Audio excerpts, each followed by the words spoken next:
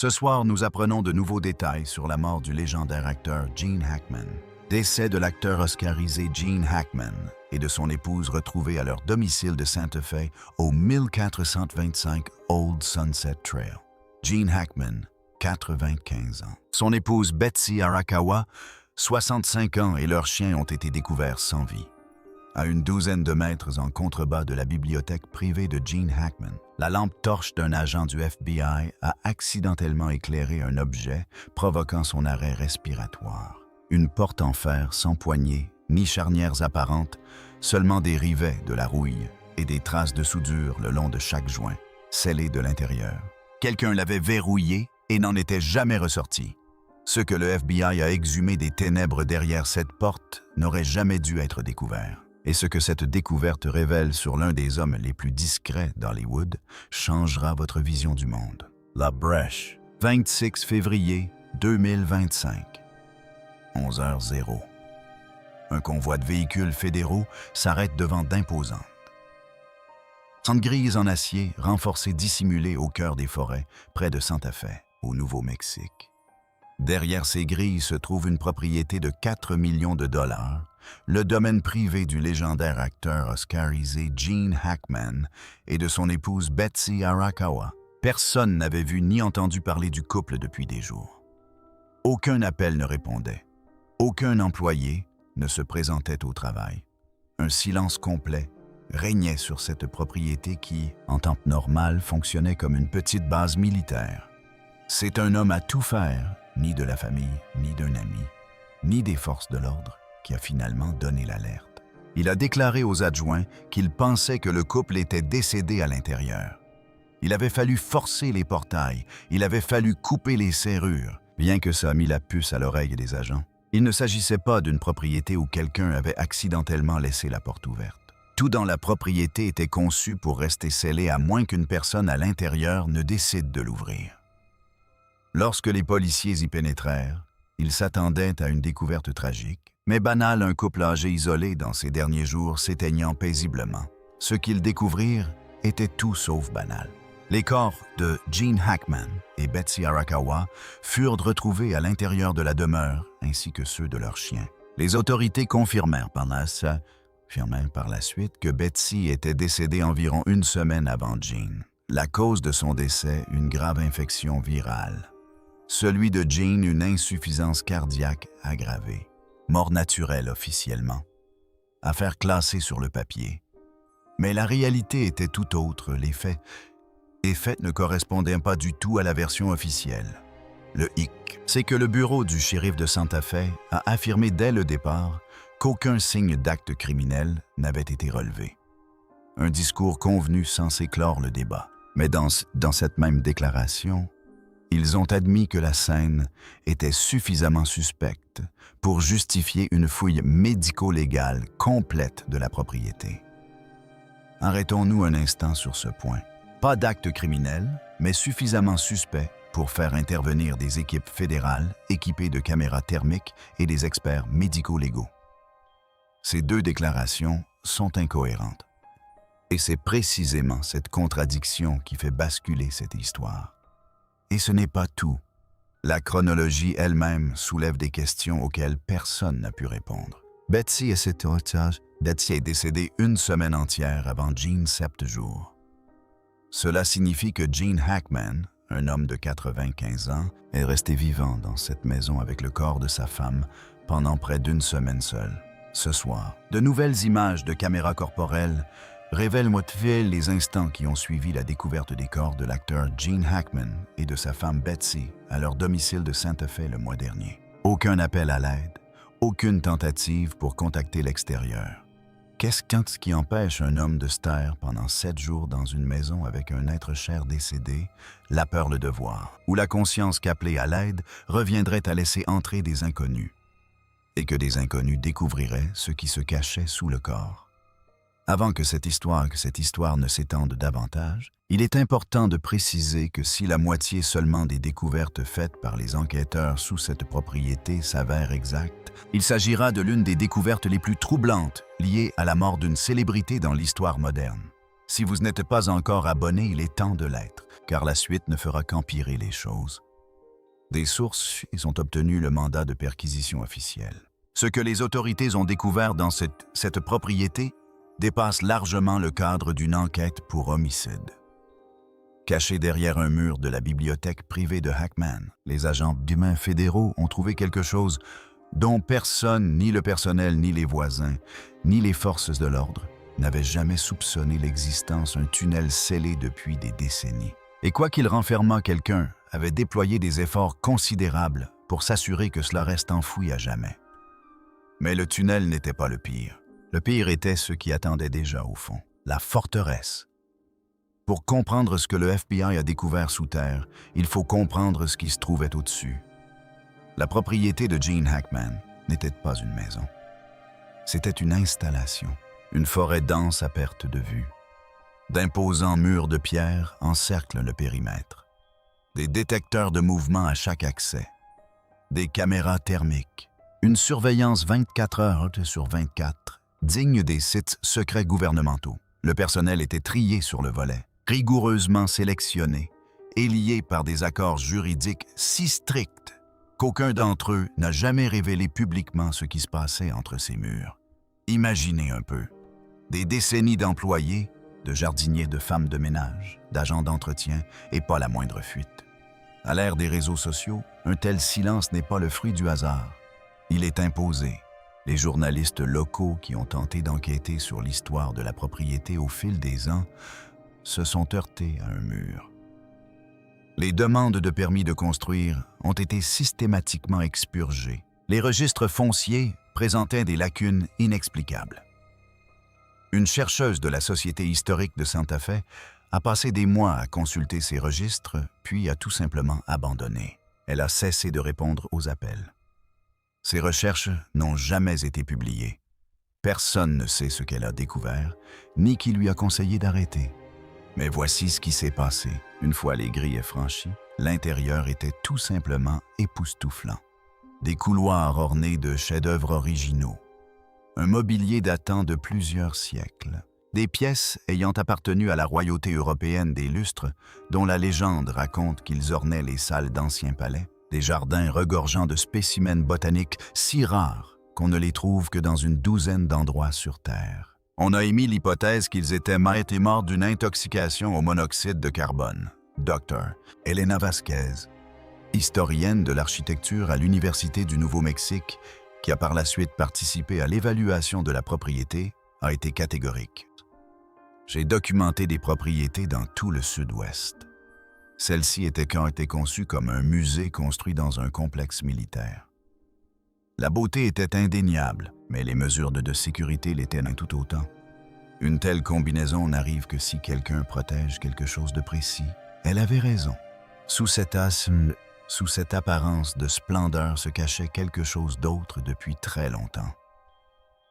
Les images de la caméra corporelle diffusées après une rare décision publique d'un juge montraient des adjointes du shérif entrant dans la demeure. Le silence est immédiat et pesant, mais ce qui a troublé les agents, ce n'était pas le silence. C'était la preuve que quelqu'un s'était affairé dans les heures ou les jours précédant leur arrivée. Des meubles traînés sur le parquet, des livres arrachés des étagères et mal rangés, des tiroirs entr'ouverts, un coffre-fort ouvert et vide dans une chambre. Quelqu'un avait fouillé la maison de fond en comble à la recherche de quelque chose, ou pour le dissimuler. Puis les agents sont entrés dans la bibliothèque et tout a basculé. La descente. Derrière un pan de mur de la bibliothèque privée de Hackman, dissimulé avec une telle précision qu'on pourrait y passer 1000 fois sans le remarquer, les agents ont découvert un mécanisme caché. Ni une bibliothèque à charnière, ni un loquet derrière un tableau. Il s'agissait d'un point d'entrée conçu à cet effet. Nécessitant une séquence d'activation spécifique, son constructeur l'avait conçu pour être invisible à quiconque ignorait son existence. Derrière un étroit passage, des marches de pierre plongeant dans l'obscurité la plus totale. Aucune source de lumière, aucune ventilation perceptible, juste une gorge de pierre taillée s'enfonçant à pic dans la terre. Les agents s'y engouffrèrent. La température chuta à chaque pas. L'air s'épaissit humide métallique avec un goût de rouille. La condensation s'accrochait aux parois. Leurs lampes torches balayèrent les surfaces de pierre, et c'est alors qu'un premier malaise les saisit. Les murs étaient couverts de marques délibérées, non pas des graffitis, ni des décorations. Des inscriptions précises gravées avec des outils et une intention précise.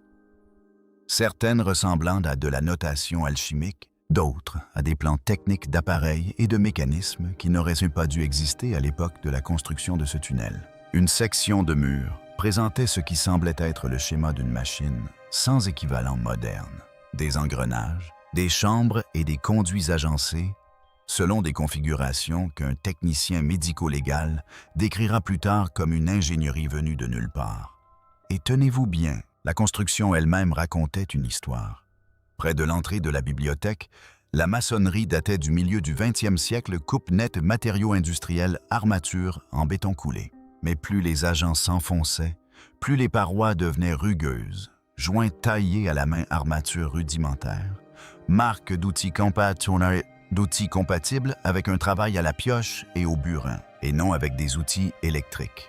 Marcus Devlin, ingénieur en structure, ayant examiné des photographies divulguées de l'intérieur du passage, estima que les parties les plus profondes pouvaient avoir plus de 100 ans, voire beaucoup plus. Ce n'est pas le propriétaire qui a construit ça, expliqua Devlin. La partie supérieure a été rénovée, modernisée, renforcée, mais le cœur de ce tunnel était déjà là. Hackman s'y est installé. Il en a hérité. Ils atteignirent ensuite la chambre, un vaste espace souterrain figé dans le temps. De vieilles caisses en bois étaient empilées contre les murs.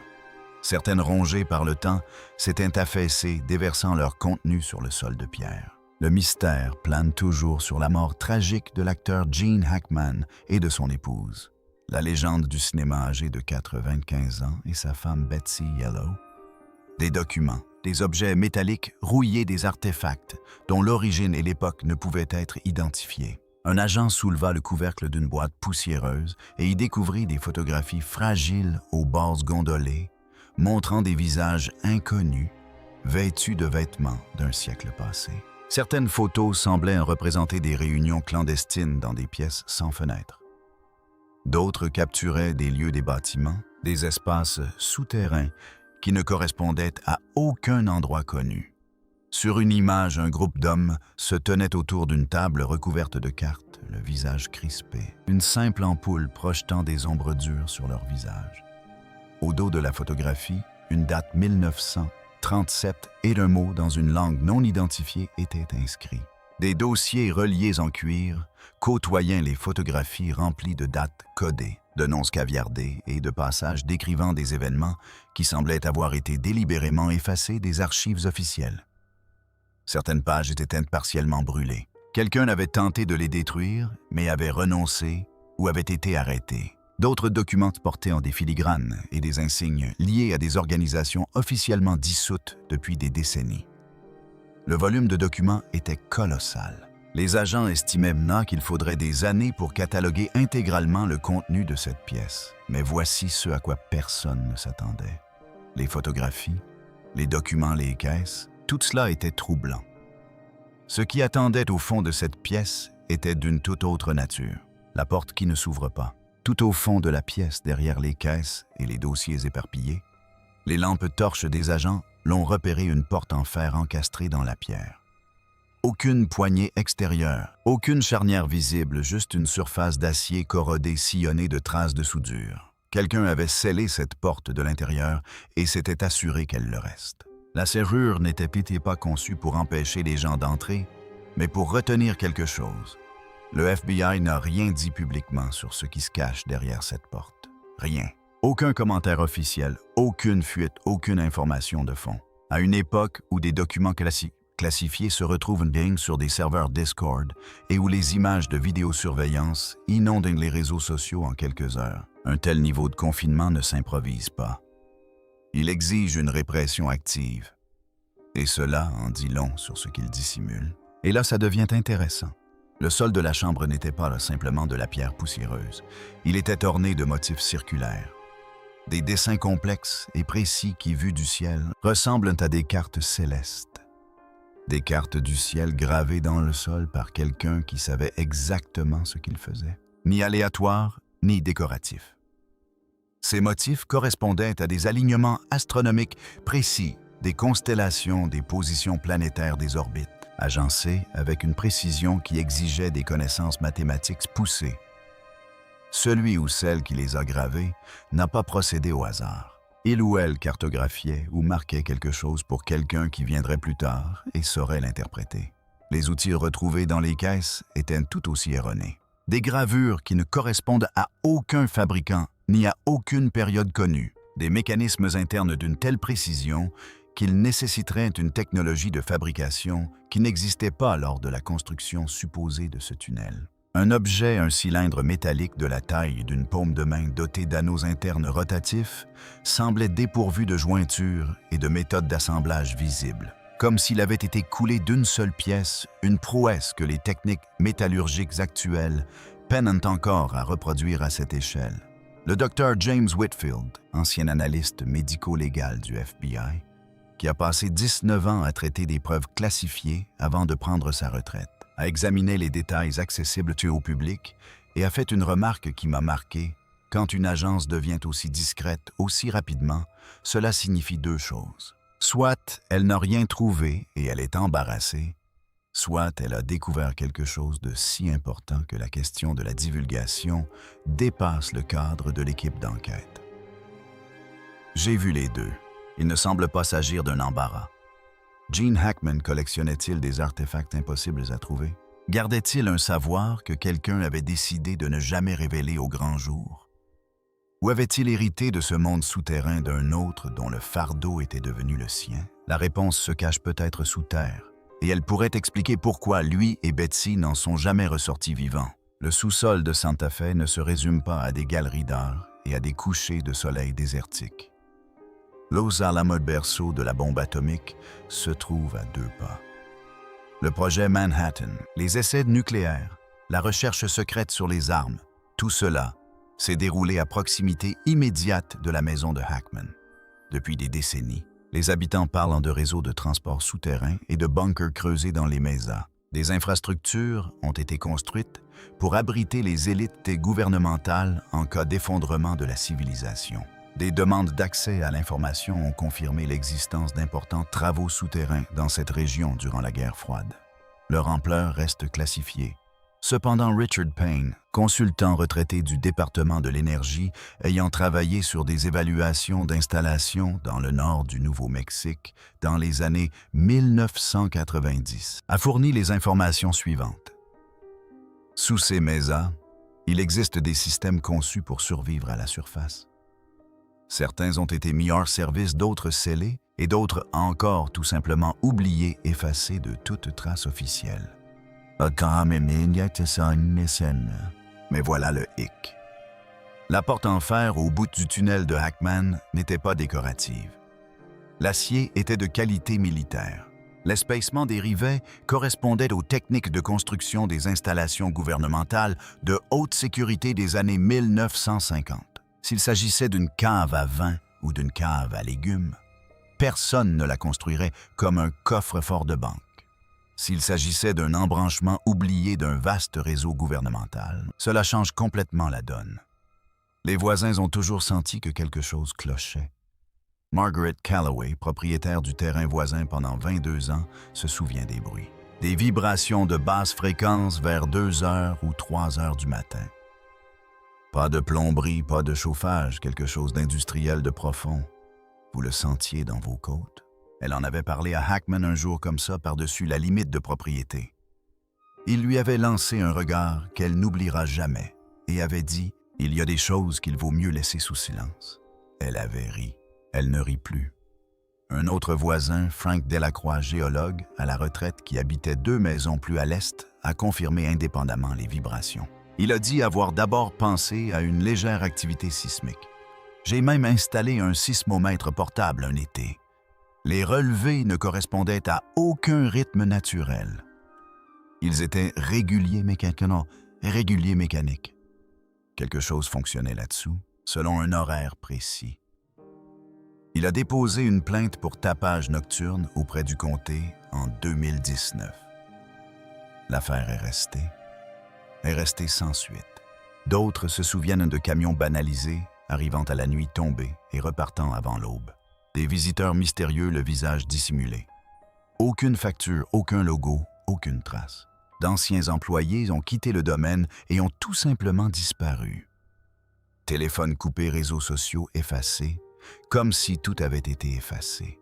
Une femme de ménage qui travaillait sur la propriété, au début des années 2000, a confié à une amie, avant de disparaître, qu'elle avait vu des choses dans la maison qu'elle n'aurait pas dû voir. Elle n'a jamais précisé quoi. Elle est partie avant la fin du mois. Et tenez-vous bien, lors des travaux de rénovation qui ont révélé l'entrée du tunnel, les ouvriers ont découvert un système de communication secondaire câblé directement dans les murs de la propriété. Ni une ligne téléphonique, ni un câble Internet, mais un système en circuit fermé reliant la maison principale directement à la chambre souterraine. Un câblage ancien antérieur de plusieurs décennies aux télécommunications modernes, mais fonctionnel, entretenu et opérationnel. Quelqu'un avait maintenu cette ligne active pendant des années, communiquant avec ce qui se trouvait au fond de ce tunnel sur un canal impossible à surveiller, à enregistrer ou à intercepter de l'extérieur. Dans une maison déjà équipée d'un système de surveillance ultramoderne, ce système était totalement hors réseau, une ligne fantôme. Qui était à l'autre bout? Et qu'y avait-il de si important pour nécessiter un canal de communication invisible au reste du monde, le silence? La version officielle est que Gene Hackman est décédé d'une insuffisance cardiaque à 95 ans, ce qui semble plausible. Mais les documents ne permettent pas de comprendre pourquoi un couple ayant accès aux meilleurs soins de santé au monde s'est complètement isolé durant ces derniers jours. Aucun appel médical, aucun contact d'urgence, aucun membre du personnel sur place. Le système d'alarme était toujours actif, mais les caméras intérieures avaient été désactivées manuellement. 2 personnes seules dans une forteresse, mourant en silence. Alors qu'un caveau souterrain scellé se trouvait à 12 mètres sous leurs pieds. Le lien entre le tunnel et les décès reste l'élément le plus troublant de cette affaire. Ont-ils été réduits au silence parce qu'ils en savaient trop? Trop? Quelqu'un a-t-il utilisé ce passage pour pénétrer dans le manoir sans être vu? Ou bien quelque chose avait-il changé? Quelque chose qui avait fait comprendre à Hackman que ce qu'il avait protégé toute sa vie n'était plus en sécurité. Voici maintenant le détail qui hante tous les enquêteurs qui ont travaillé sur cette affaire. L'entrée du tunnel dans la bibliothèque n'était pas scellée lorsque les agents l'ont découverte. Le mécanisme avait été activé récemment. Gene Hackman, un homme d'une 80aine d'années, était descendu dans ce passage froid et humide peu de temps avant sa mort. Pourquoi? Que vérifiait-il? De quoi avait-il peur? Et c'est la question que personne n'ose poser à voix haute. Se cachait-il de quelque chose qui, il le savait, l'avait finalement rattrapé? Voici ce que l'on oublie souvent à propos de Gene Hackman. Avant de se retirer du monde, avant de se murer dans ce silence et la solitude, il était l'une des personnalités les plus chaleureuses du cinéma américain. Son coiffeur à Santa Fe a confié à un journaliste local que Hackman venait toutes les 2 ou 3 semaines, s'asseyait dans le même fauteuil et parlait des romans de Hemingway et du climat du Kansas de son enfance. Il laissait un pourboire généreux. Il se souvenait du nom des enfants de ses clients. Au marché local, les vendeurs le reconnaissaient à vue. Il achetait des piments verts en grande quantité et plaisantait sur son espagnol déplorable. Ce n'était point pas un homme qui avait choisi l'isolement par aversion pour les gens. Il l'avait choisi parce qu'il se sentait obligé. Et maintenant, sachant ce qui se cachait sous sa maison, ce choix prend une dimension nouvelle. De French Connection à Ennemi d'État, Hackman a passé sa carrière à incarner des hommes pris au piège de complot dont il ne pouvait sûrement s'échapper. Peut-être n'était-ce jamais qu'un simple jeu d'acteur. Les équipes médico-légales du FBI sont toujours sur place, analysant chaque artefact, chaque document, chaque symbole gravé dans ces murs. Traces d'AD. Détection de résidus invisibles, décryptage cryptographique de messages laissés sur place. Ils ont fait appel à des spécialistes de disciplines qui ne se recoupent généralement pas. Linguistes, métallurgistes, historiens du génie pré-industriel, voire astronomes, sont mobilisés pour interpréter les cartes tracées au sol. Si ces indices permettent d'identifier des noms et des organisations précis, l'affaire prend une tournure décisive. Mais les autorités restent muettes. Leurs déclarations sont vagues, chirurgicales, manifestement conçues pour ne rien révéler. Et ce silence en dit plus long que n'importe quelle conférence de presse. Réfléchissez-y un instant. Plusieurs mois se sont écoulés depuis la découverte initiale. Dans toute enquête normale, certaines informations fuient, conclusions préliminaires, sources anonymes. Briefings informs aux journalistes. Dans ce cas précis, rien. Le confinement de l'information autour de ce tunnel est c'est plus strict que tout ce qui entoure les décès eux-mêmes. Ce qui signifie que ce qui se trouve là-dessous n'est pas seulement d'importance historique, c'est d'une sensibilité opérationnelle extrême. Quelqu'un, quelque part, a décidé que le contenu de cette chambre était encore suffisamment dangereux pour nécessiter un confinement total.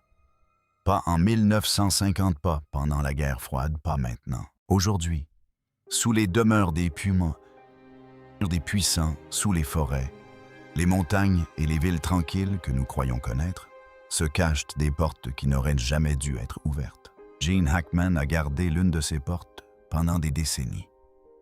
Il a bâti sa vie autour d'elle. Il a conçu toute une existence. Les murs, les caméras, le silence, les accords, l'ego, le personnel qui disparaît, l'isolement total, pour s'assurer que personne ne découvre jamais ce qui se cachait en dessous. Il a porté ce fardeau du sommet de sa carrière jusqu'à ses derniers jours. Et maintenant, il n'est plus là. La dernière personne à connaître chaque couloir de ce tunnel, chaque caisse dans cette chambre, chaque marque sur ces murs a disparu. Et ce qui se trouvait derrière cette barrière de fer soudée 12 mètres sous sa bibliothèque n'est plus de son ressort. La question n'est pas de savoir si le FBI sait ce qui se cache là-dessous. Il le sait. La question est de de savoir ce qui peut être si dangereux, si déstabilisant, si fondamentalement menaçant pour notre compréhension du monde, au point qu'ils préfèrent peut-être garder le silence plutôt que de révéler au public ce qu'ils ont découvert derrière cette porte. Qu'en pensez-vous? Hackman était-il le dernier gardien d'un secret enfoui bien avant sa naissance? Ou son dernier prisonnier? Partagez votre théorie dans les commentaires. Et si vous souhaitez être informé de la suite de cette histoire, abonnez-vous. À bientôt.